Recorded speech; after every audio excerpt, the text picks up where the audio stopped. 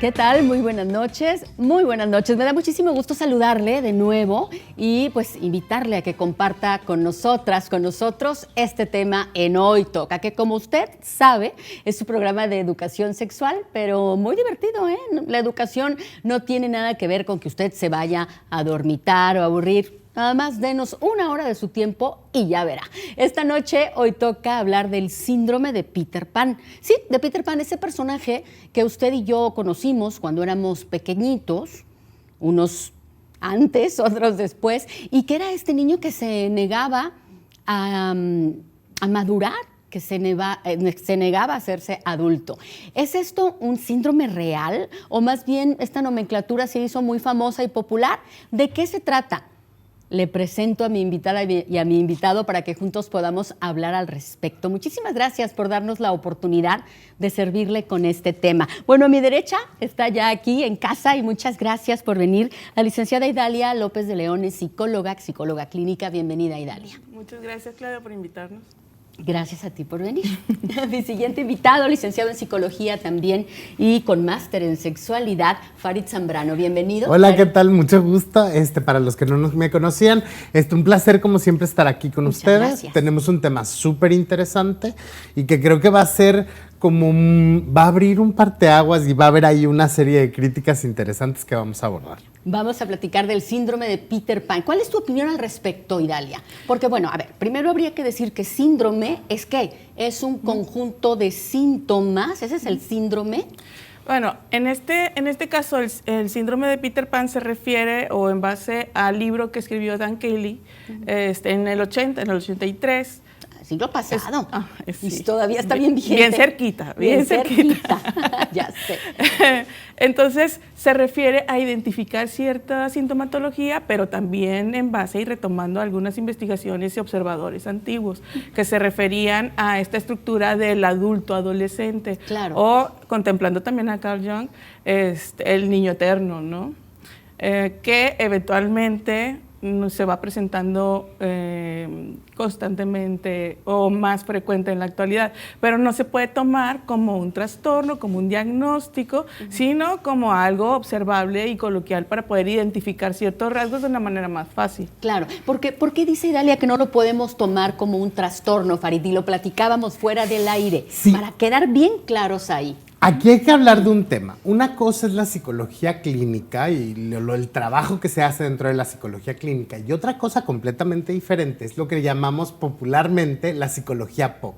La psicología pop tiende a ser una simplificación de términos psicológicos en donde se platican de características que van desde perspectivas de la psicología social, perspectivas de la psicología, perspectivas de ciertos autores, de ciertas teorías, de ciertos escritores que describen lo que ven en sus prácticas clínicas, en la realidad, en sus cosas. Pero esto es un proceso digamos, de divulgación informática. Ok. En cambio, la psicología en base a evidencia científica requiere un trabajo de científico en el proceso. ¿A qué nos referimos?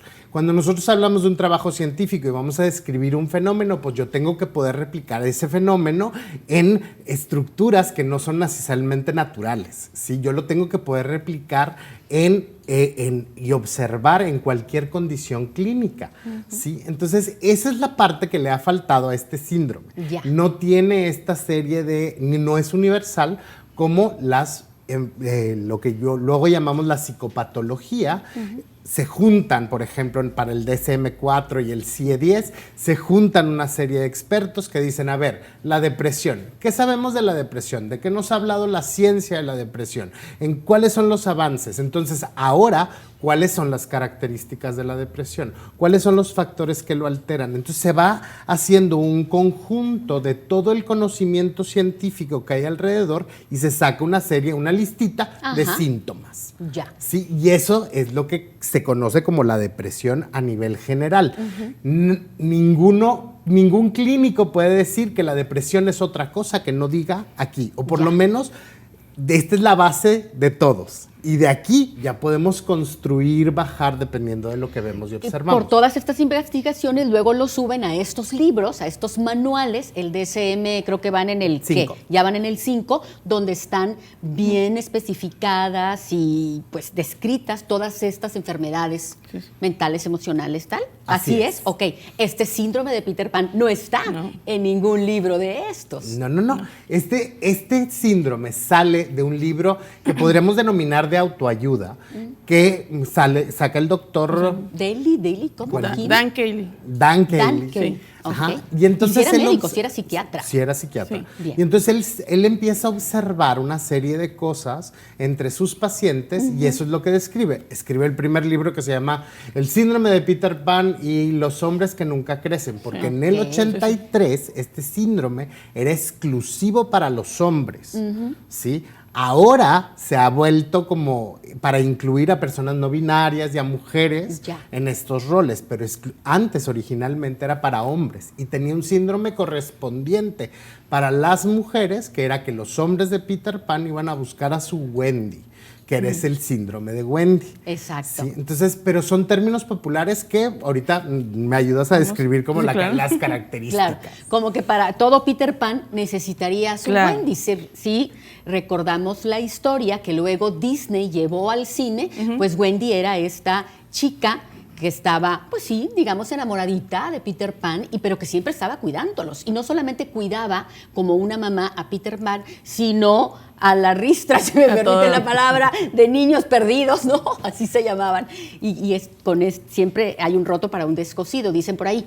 Coméntame. Sí, sin lugar a dudas, hablar del síndrome de Peter Pan, también tenemos que hablar del síndrome de Wendy. Sí. Si lo vemos como algo clínico, podemos hablar de dependencia y codependencia, ¿no? Que también pueden ser ambivalentes, para ponerlo un poquito de terreno clínico, ¿no?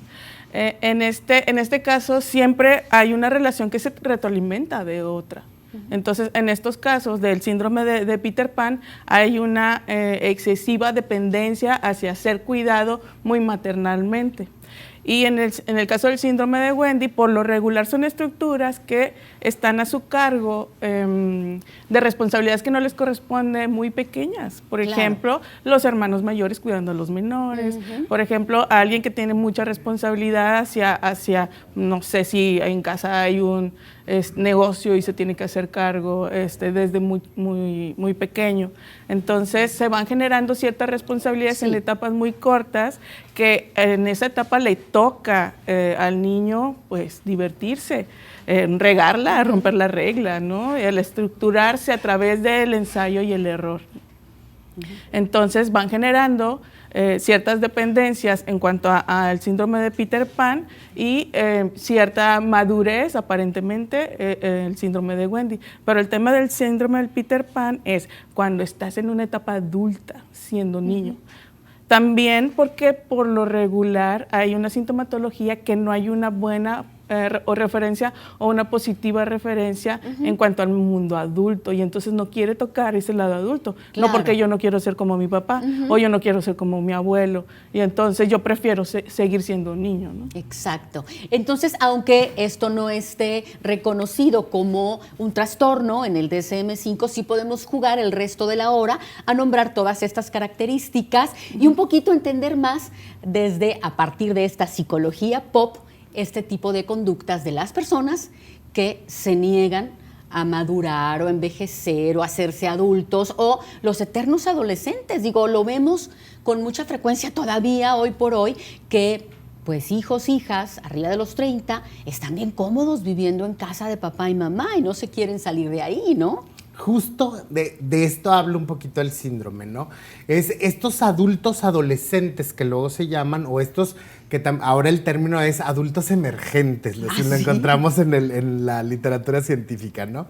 Entonces, ¿qué es un adulto emergente? Un adulto emergente es una persona que tiene una falta de compromiso, por ejemplo, o va a batallar para liderar las cosas de la adultez. Okay. Y aquí es donde viene la primera controversia. A ver, porque entonces la adultez nosotros la concebimos desde la cultura occidental Y la cultura occidental concibe la adultez como esta parte en donde tú sales de casa, en donde te vuelves responsable económicamente, productivo económicamente y parte del sistema capitalista. No podremos negar que, o sea, mientras yo esté funcionando dentro de los parámetros del sistema capital, entonces yo estoy siendo un adulto. Claro. ¿Sí? Y la controversia es... Y la controversia es que esto es un punto de vista occidental. Pues sí. ¿Sí? Y es un punto de vista también que si le metemos la teoría de género, de repente vamos a encontrar que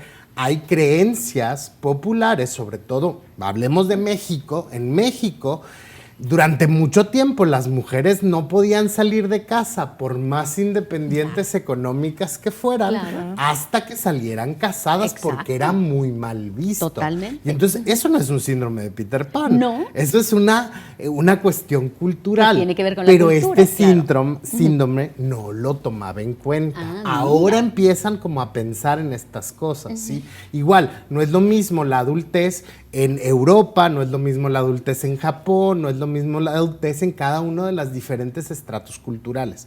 Por eso, cuando nosotros definimos una variable que es universal, la depresión es igual aquí y en todas China. partes. ¿Sí? Los mismos síntomas se van a presentar, por eso la lista de síntomas es chiquitita.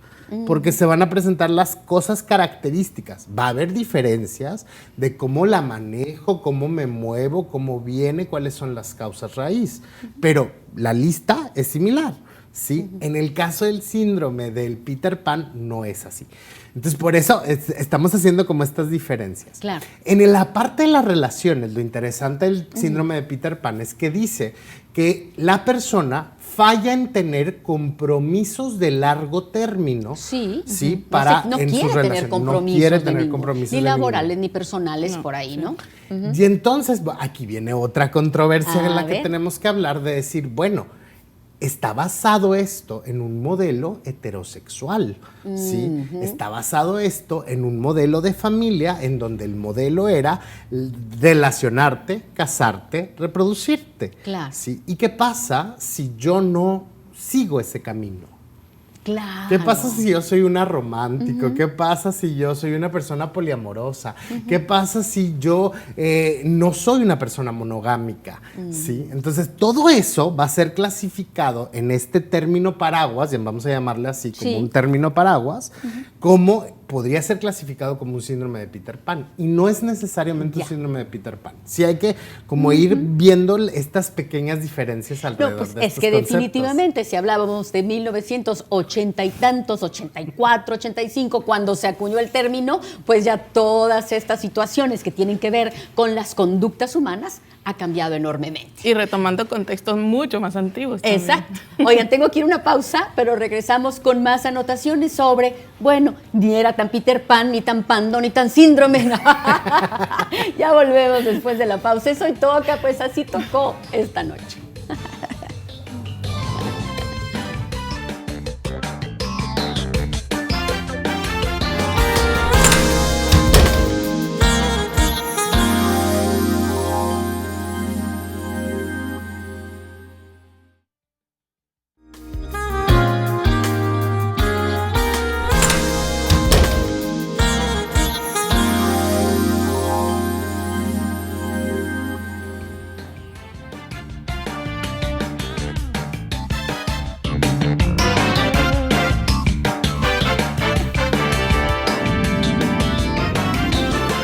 Hoy toca platicar del síndrome de Peter Pan, este miedo a crecer, este miedo a hacerse adulto desde ciertos parámetros y permitiéndonos un poco, pues, dialogar y hasta jugar con el término. Y entonces si me atrevo a decir que este síndrome de Peter Pan es más común en los hombres, pues esta sentencia ya quedaría mega super intra recontra ochentera, ¿no? Ya quedaría hasta un poco pasado de moda. Sí, un poquito, pero también se ha ido redefiniendo de su lugar original, ya lo utilizan en un término mucho más integrativo, ya se reconoce mujeres y personas no binarias como con este síndrome de Peter Pan, pero hablemos que la base tiene que ver con una observación de cierta inmadurez o de cierta falla para llegar a este concepto, que tenemos de la adultez, que esa es la parte que tenemos que cuestionar. Ese es el asunto. ¿Qué entendemos por adultez en ese sentido? O por madurez. Bueno, a lo mejor la adultez es algo y la madurez emocional es otra situación distinta, ¿no? Podríamos ver una serie de síntomas para poder determinar de una manera general el síndrome del Peter Pan. Por ejemplo, una persona que busca constantemente el placer sin medir las consecuencias o sin querer hacerse cargo de las consecuencias. Una persona que no quiere conectarse en cuanto a un compromiso, ya sea de pareja, laboral, con el mundo, ¿no? En cuanto a cubriendo la responsabilidad que le toca en su época de vida. Una persona que es muy dependiente también de delegar su responsabilidad a las otras personas, ya sea a la familia, a la mamá, a la pareja, a los hijos, y no cubrir las responsabilidades. Claro. Eventualmente, si lo hace un niño siendo adulto, está dentro del síndrome de Peter Pan. ¿Cuáles son otros rasgos? Que sea una personalidad impulsiva, que sea muy exigente, por ejemplo, y también que sea muy iracundo, que pueda, no sé, romper en enojo de un momento a otro y que no pueda gestionar sus emociones. Claro. Estamos hablando de una manera más general, compactita, del síndrome, ¿no? Claro. Oigan, vamos a hacer la pausa para el ABC del sexo, ¿les parece? Porque también ahí está la cajita del amor propio, que tiene muchas etiquetas para seguir aprendiendo. Está el ABC del sexo y ponemos este paréntesis, seguimos aprendiendo y regresamos al tema.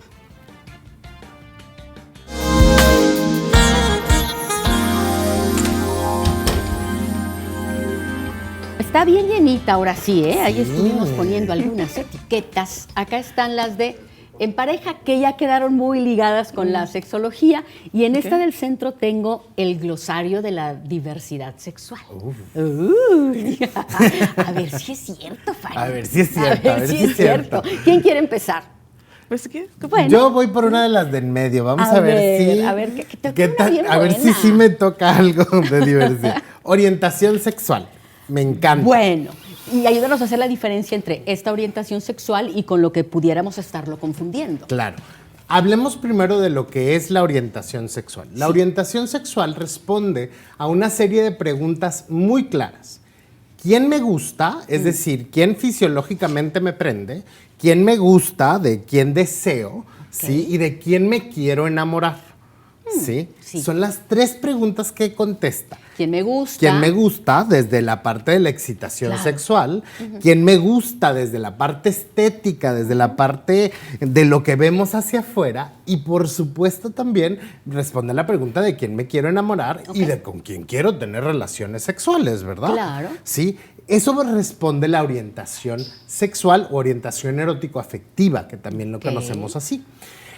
No es una preferencia, ya no usamos el término preferencia. ¿Y por qué no lo usamos? Porque no es algo que sea conscientemente escogido. Es decir, una preferencia diría, es como los helados, ¿no? A mí me gusta más el helado de vainilla que el helado de chocolate. Exacto. Mientras que una orientación en los procesos, lo que hemos descubierto es que se descubre. Claro. Y cuando se descubre, no sabemos. Se va a descubrir. Ya. Generalmente se descubre en la adolescencia y en estos primeros momentos, ¿no? Pero no siempre se descubre ahí. Y tampoco es que sea estática. Sí, también hay cosas, hay eventos, como le ha pasado a muchas personas de la diversidad sexual o personas que han tenido relaciones con personas de la diversidad sexual que dicen, es que a mí no me gustan las mujeres o no me gustan los hombres, sino que me gusta esa persona en específico. También es un fenómeno que pasa. Claro. Sí, entonces las orientaciones pueden tener como un cierto movimiento, pero este movimiento no se puede forzar y no se puede coercionar. Por eso los ecosigs o las terapias de conversión no funcionan. Es tortura y no funcionan, corazones. Claro. Científicamente no hay ningún caso en el que funcione. Son puras anécdotas que a lo largo de los años luego descubrimos que no pasó. Como tampoco puedes coercionar esta orientación sexual en un niño o una niña. Exacto. Sí, no, jamás el deseo va a despertar en el momento en el que vaya a despertar, en el que despertamos biológicamente, y vamos a ver qué se hace de eso. En realidad no tenemos mucho control de este proceso. Bien importante A diferenciarlo ver. de nuestra biología, Claro. ¿sí? Porque una cosa es nuestra biología y bien importante diferenciarlo de nuestras identidades de género. Nuestra identidad de género es en el espectro de entre el hombre y la mujer, que son los dos extremos, Sí. y en medio hay una barra de colores maravillosos. La identidad de género responde a quién soy yo en esta barra. Claro. ¿Sí? Me siento hombre, me siento mujer, me siento una persona que soy una persona trans o soy una persona trans que no se encuentra identificado con ninguno de estos dos extremos y hablamos ahí del maravilloso paraguas de lo no binario. ¿Ok? No se diferenciamos una cosa, porque yo puedo ser una mujer trans Sí, que le gusten otras mujeres, porque Claro. mi identidad es una cosa, mi orientación es otra. exacto. ¿Ok? Es interesantísimo. Entonces ahí quedamos como con el Por eso término. hablamos de una diversidad sexual. Y hablamos de tres, científicamente tres: heterosexual, bisexual, homosexual. En la práctica hay muchas otras: demisexual, pansexual, Claro. hay un montón de otros fenómenos, pero volvemos, la ciencia, como tiene un trabajo que hacer científico investigativo, estas categorías todavía no llegan ahí, pero estas categorías suceden y estas categorías están en este fenómeno, justo Claro. como el síndrome de Peter Pan. Exactamente. Todo esto es diversidad. Muchas gracias, Farid. De nada. Muchas gracias. Ahora, ¿qué te gustaría, Aida? De pareja. Me vamos llama, a ver. ¿no? A ver. ¿Qué tiene mucho que ver con sexología? Ay, Expectativas no no cumplidas. ¿Qué problemática causan de pareja? Siempre Sí. tendemos a hacer o tener expectativas. Yo no sé si sea muy sano o no, si se valen las expectativas o no. Es que de qué se tratan las expectativas. ¿Qué son, Por no? ejemplo, si yo ya tengo una idea preconcebida antes de tener una relación, una pareja, pues y tengo una pareja, yo espero que haga cierto tipo de cosas o llegar a cierto tipo de lugar emocional o romántico, ¿no? Por ejemplo, no sé, hablando de la caballerosidad en caso de las relaciones heterosexuales, o que sea detallista, ¿no? La persona. Pero también está esta otra parte de la idealización, ¿no? Hablando de expectativas no cumplidas, también tendría sentido hablar de la idealización, que a veces no estamos con una pareja o con una persona por cómo es, por cómo se van conociendo, cómo se va dando la relación, sino más bien es a la persona que yo le arrojo todos mis deseos y fantasías y necesito que las cumpla. Ah, qué ¿no? fuerte, ¿verdad? No puedo cumplirme yo a mí mismo, a mí misma con estas situaciones que quiero y espero que el otro las Exacto. cumpla y me las dé, pues. Ujú. Entonces aquí tendríamos No está que ver fácil. en cuanto a las expectativas no cumplidas, qué problemáticas causan, ahí sería bastante particular, porque va a depender si se hablan las cosas, de cómo se conocieron, cómo se va gestionando la relación, si se hablaron o no, si quedaron en Ajá. acuerdos o no, o si realmente es mi fantasía lo que yo quiero que Claro. se cumpla. Porque ¿qué tanto le digo a mi pareja? Yo espero de ti esto, esto y esto. Ujú, ¿sí? Se lo digo y cuando se lo digo, pues tengo que asumir el que me diga, pues fíjate que no, ni lo esperes porque de mí... Respuesta de un Peter Pan. Exacto, ni te lo voy a dar. De ahí viene esta parte donde generalmente de esto no hablamos. De las expectativas en pareja no hablamos. Son como que las damos por hecho o porque nuestra fantasía romántica están como ya dadas por sentado. Es lo que todo mundo espera porque todos Así creemos es. que lo que yo creo lo Claro. cree todo el mundo, ¿no? Exacto. Y ahí es donde es bien importante, y yo les digo mucho a las parejas, a los novios, a los que están empezando, hay que hablar de nuestro manual, de nuestro building block, de cuáles son nuestros conceptos. Ándale, claro. ¿Sí? De Es todo. sentarnos y decir, a ver, cuando yo digo infidelidad, yo me refiero a tal, tal, tal, Exacto, tal. sí. Cuando tú dices, ¿cuál es tu concepto? Claro. Y entonces vamos construyendo conceptos y definiciones en conjunto que nos permiten manejar nuestras expectativas. Exactamente. Cuando sé qué es lo que puedo yo esperar de ti, pero porque ya lo platicamos, ya te lo pregunté, ya me lo dijiste, yo te dije lo mío, pero realmente nos está haciendo falta mucho comunicarnos bien. poder llegarnos a conocer. Sí, de a de veras. definitivamente, porque luego hay toda esta idea y muy popularizada también de que es que las mujeres hablan como un idioma y los hombres hablan otro y entonces no nos ponemos de acuerdo. Y a ver, estamos construyendo una relación, Claro. ¿sí? Entre los individuos que la conformen, pero necesitamos construirla desde la comunicación, desde el habla, desde estos conceptos básicos, ¿no? ¿Qué quiero? ¿A dónde vamos? Y por supuesto, se vale experimentar, ¿sí? Pero Claro. siempre con el autocuidado de decir, a ver, pues mi pareja dice que quiere una relación abierta y entonces volteo a la reflexión y digo, a ver, ¿yo puedo con una relación abierta? ¿De verdad está dentro de mis Exacto. esquemas? A ver, voy a intentar que le demos like a gente en Instagram. Sí. Uy, me salieron los... No Me puedo. repatea. No Exacto. puedo. Y poder decir, ¿sabes qué? No puedo, no es lo mío. Oigan, tengo que hacer una pausa, pero aquí cerramos el ABC del sexo, la cajita del amor, y regresamos con más indicadores. ¿Y qué tal que con la persona que está saliendo se cree muy Peter Pan? Ya volvemos.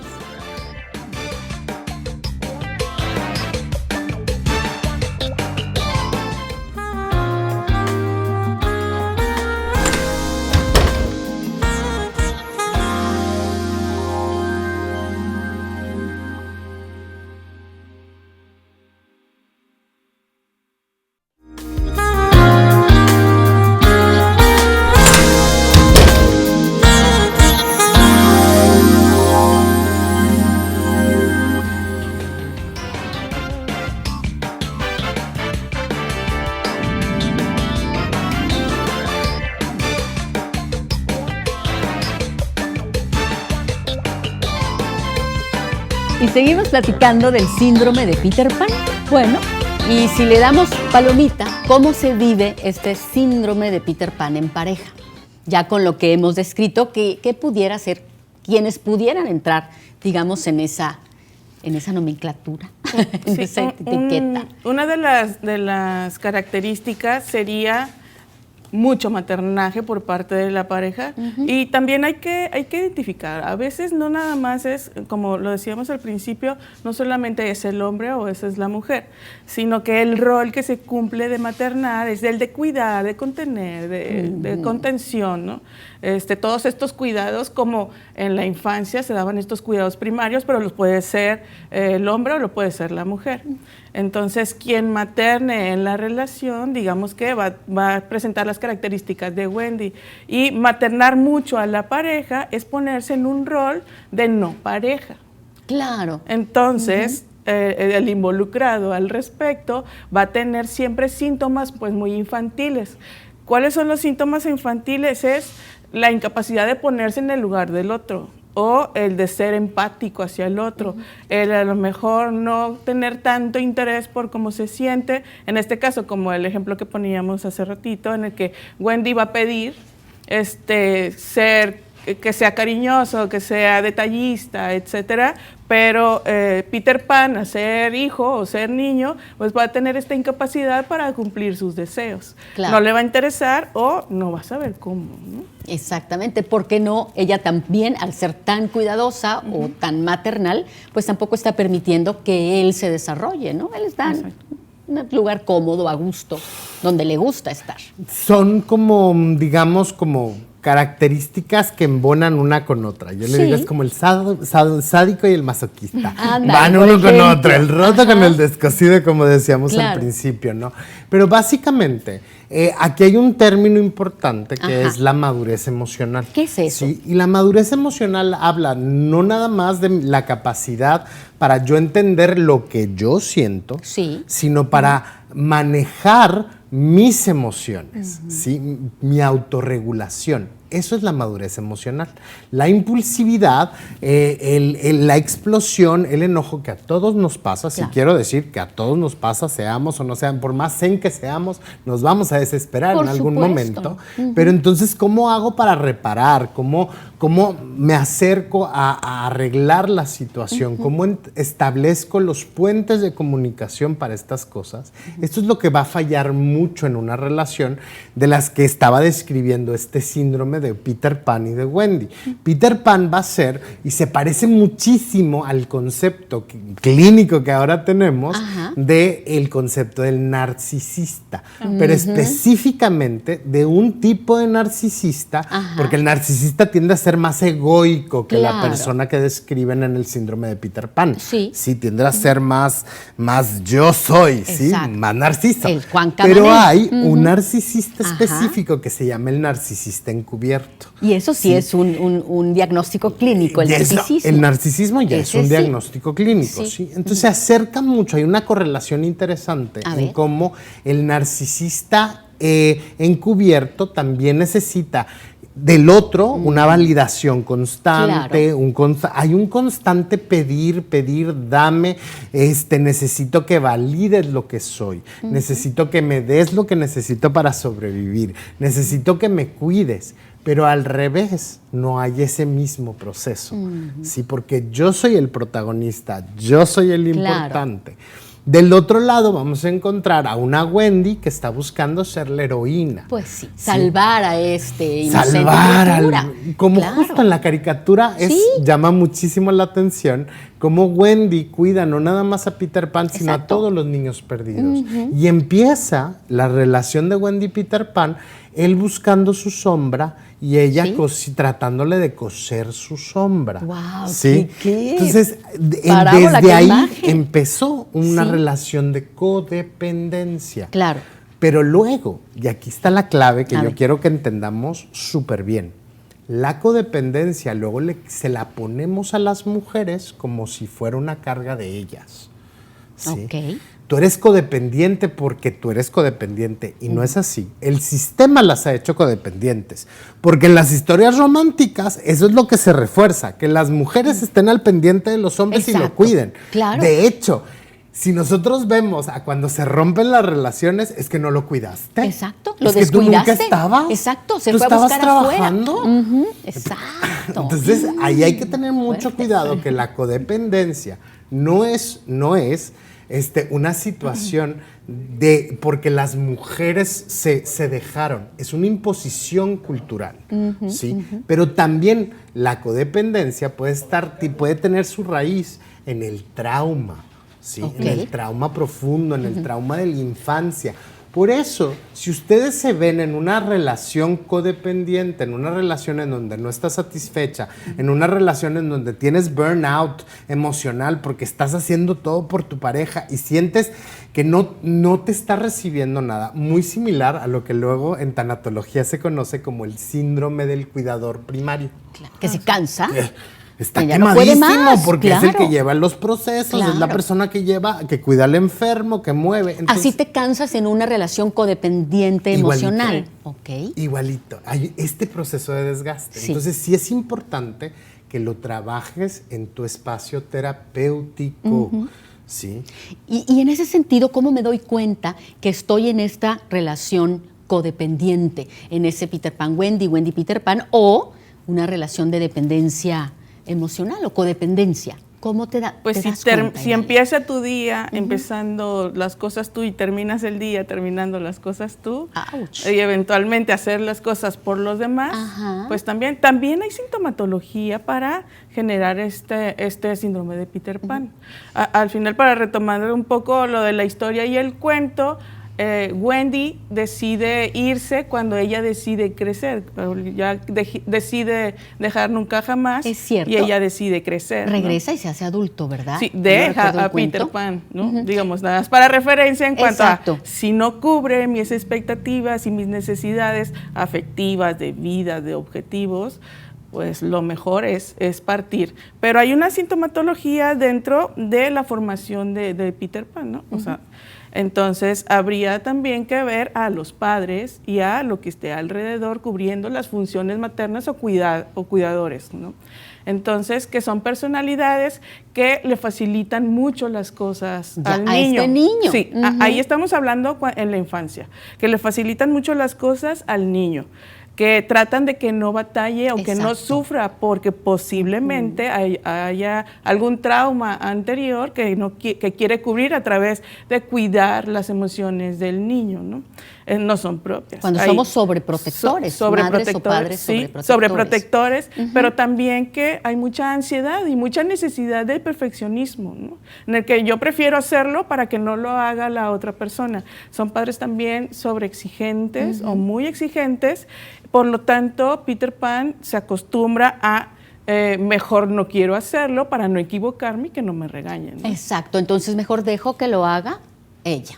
Quien Ya. lo hace perfecto. Exactamente, porque también entonces hay debajo esta sensación de la voy a regar, lo voy a hacer mal, Exacto. no lo hago bien. O Puede también ser. están los roles de género estereotípicos. Que, por ejemplo, Sí, ¿qué entonces son? que las mujeres, Claro. por ejemplo, los roles de género estereotípicos es la típica historia que nosotros escuchamos en donde el hombre sale a trabajar, va y trae los recursos y las mujeres son las que distribuyen la vida privada, Claro. cuidan la casa, cuidan las cosechas y entonces ellas van a gestionar todo lo que tiene que ver con lo privado, los hombres con todo lo público. Ya. ¿sí? Que lo hemos visto en las telenovelas mexicanas durante décadas, en las películas mexicanas los durante décadas. Picapiedras, los Es Jetsons, cierto. cualquier Es caricatura, cierto. la vamos a ver esta estructura. Estos se llaman roles de género tradicionales, ¿sí? Son los que nos dicen que tienen un deber ser, Sí. ¿no? Entonces, el problema es cuando la mujer sale de casa, pues entonces se rompe este rol de género y entonces se empieza a ver como una revolución. Y de ahí el movimiento feminista que dice, a ver, las mujeres no nada más somos cuidadoras. Claro. Sí, y no es el lugar que hemos tenido toda la historia. Este es un cuento a partir de un punto histórico. Después platicamos a profundidad. todo un de tema. Es Ajá, todo un tema bien todo un interesante. Pero la creación del patriarcado. Sí. Pero aquí lo importante de estos roles de género tradicionales es que no son muy funcionales, porque entonces delegan todo lo privado a las mujeres, y lo privado se refiere al cuidado de los hijos, la responsabilidad de la Claro. casa.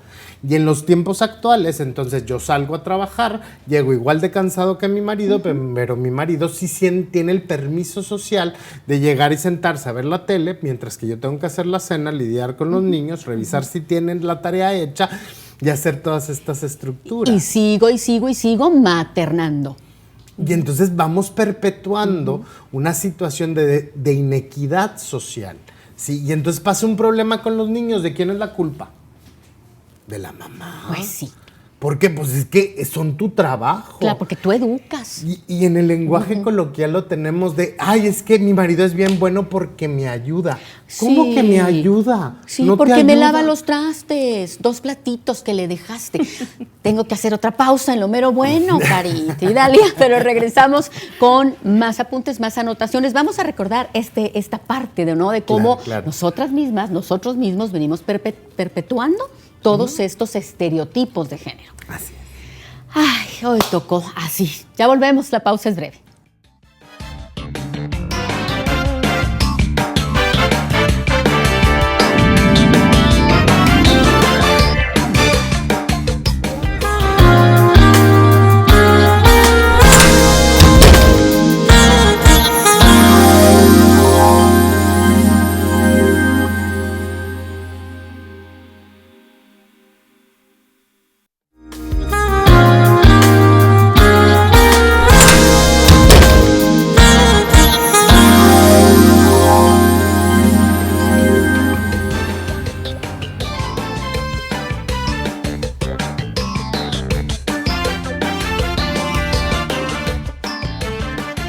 ¿Ya la vio? Ah, bueno, pues le voy a decir en dónde. Muchas gracias por mi vestuario.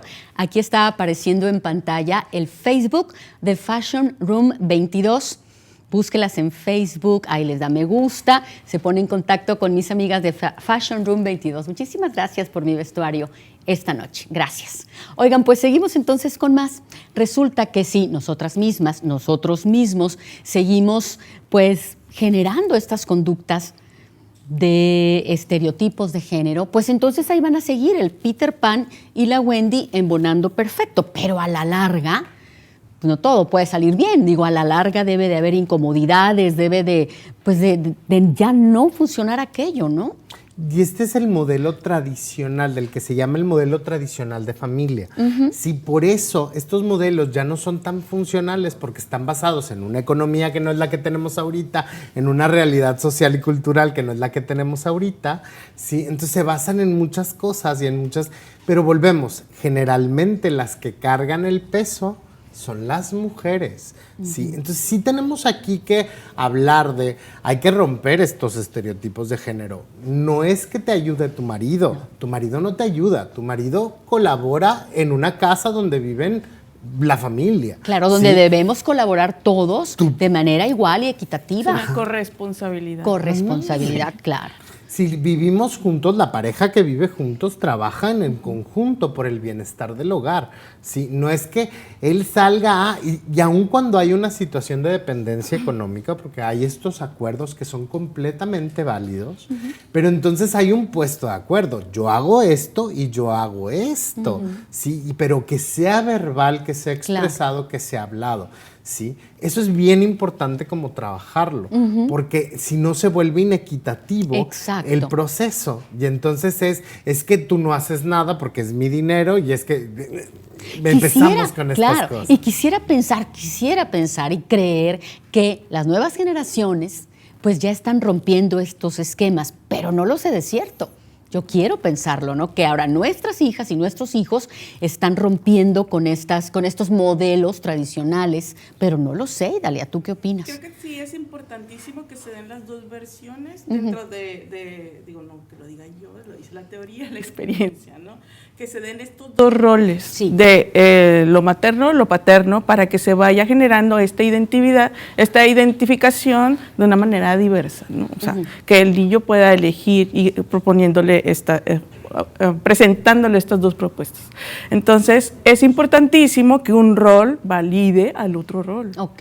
Digamos, que no se invalide a través de las acciones. Por ejemplo, de la persona que está a cargo de los niños, no quiere decir que lo va a hacer 24/7. Claro. Tiene que hacerse presente la otra persona. También poniendo limitancias en cuanto a lo absorbente que puede llegar a ser la persona que convive más con las reglas en casa o con los niños. Porque así van a identificar más en el que cuáles son los roles que se definen. En cuanto a, si lo vemos desde la estructura edípica freudiana clásica, ¿no?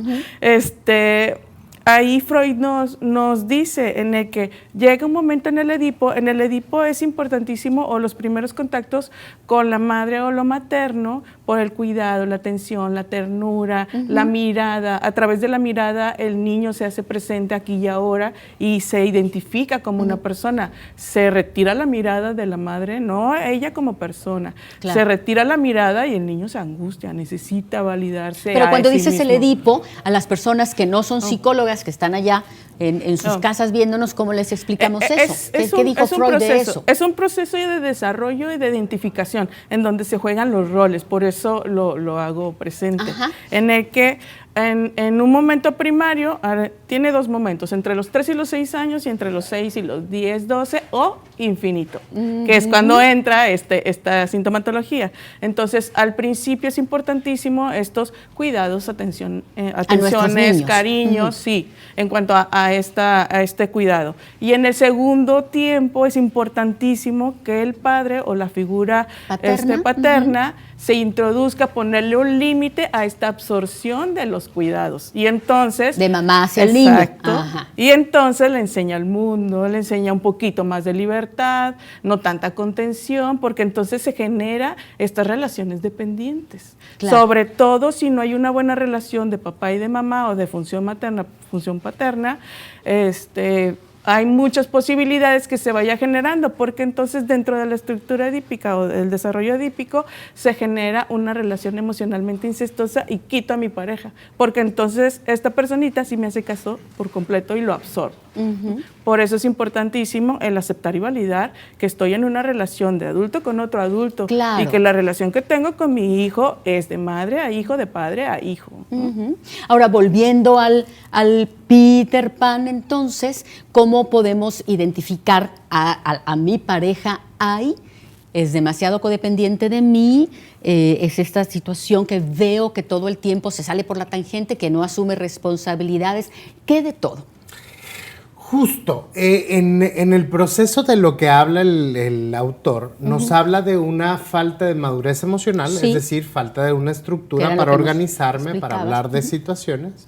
Nos habla de una falta de compromiso. No quiere decir que no sean personas exitosas, sino que viven el proceso de la adultez como una carga. Ajá. Y entonces no lo viven como una etapa. Y aquí vuelvo a meter una controversia, A porque ver, aquí hay sí. muchas controversias, en el sentido de, a ver, es una crítica al posmodernismo, ¿sí? A toda esta idea de la generación que tuvo problemas con las autoridades, que hizo movimientos, entonces todas estas alternativas se van a ver como infantilizadoras, ¿sí? Por ejemplo, la gente que no se dedica a trabajos que generen monetariamente, Claro. como la gente que se dedica al arte, pues va a poder ser considerada dentro de este síndrome. Yo hablo, por ejemplo, de que a nosotros nos tocó.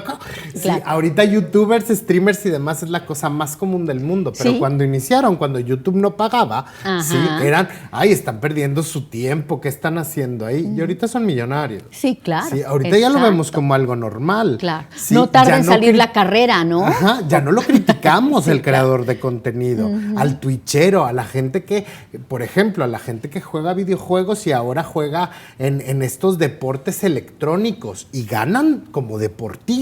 Guau. Sí, pero en el momento en que entra el capitalismo, entra el dinero, entra ya tengo acceso a ciertas cosas, entonces ya no es una adolescencia. Ya no es una adolescencia latente, Exacto. ya eres un adulto funcional. Entonces hay que tener ahí como cuidado en estos preceptos, ¿sí? Y volvemos, el modelo bajo el que está escrito esto es bajo un modelo heterosexual. Así es. ¿Sí? Justo como mucha de la teoría de Freud también está basada en un modelo de paternaje y maternaje que no necesariamente, porque pues, se escribió en la época victoriana, no le podemos 200 pedir a Don Freud Claro. que tuviera todas las respuestas de la modernidad, sí, porque no había estas posibilidades que tenemos ahora. Hay otras teorías que nos ayudan en ese proceso.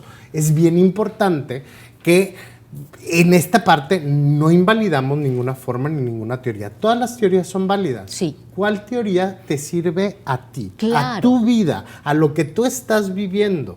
¿Sí? Si tú estás viviendo tu adultez con malestar, entonces probablemente tengamos algo del síndrome de Peter Pan y es importante ir a platicarlo a los espacios Claro. terapéuticos porque a lo mejor hay un narcisismo, a lo mejor hay ansiedad, a lo mejor hay una angustia existencial por ahí importante, ¿no? Por eso es importante esta psicología pop, lo que nos ayuda es a voltearnos a ver a nosotros. Exactamente. Sí. Claro, por eso siempre les digo, si algo de lo que ustedes escuchan, ven en este programa con mis especialistas y les está dando como que comezoncita, es momento de voltear a ver a nosotros y de buscar a los especialistas. Sí, Vamos a ir cerrando el tema porque ya me quedan unos minutillos de programa. ¿Cómo te gustaría ir cerrando la charla? Y Dalia, quizá pudiéramos dejar de pensar en el síndrome de Peter Pan y a lo mejor hablar de una persona inmadura emocionalmente, pero sería otro programa. ¿Cómo cierras, Idalia?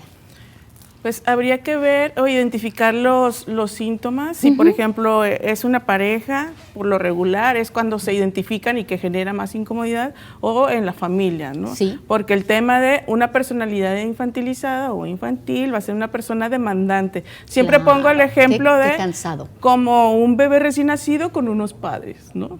Va a ser así de agotador.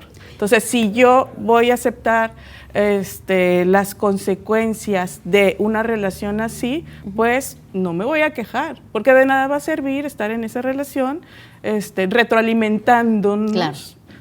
Y no hacer nada al respecto. Entonces, importantísimo poder validarme a mí y decidir qué es lo que yo quiero. Si quiero continuar en una relación dependiente-codependiente, o si yo quiero mejor terminar esa relación y partir a otro lugar, teniendo siempre en base a experiencias, ¿no? Para una mejora. Es importante identificar, por ejemplo, que posiblemente me vaya a involucrar para cubrir todos sus deseos y necesidades y yo voy a dejar al último. Cuidado. ¿Cuáles son tus redes sociales, Idalia? Porque ya nos vamos. Psicóloga Idalia en Instagram y Facebook. Que están en pantalla. Farid, una breve despedida y tus redes sociales. Súper rápido. Acuérdense que la idea, yo soy el compás.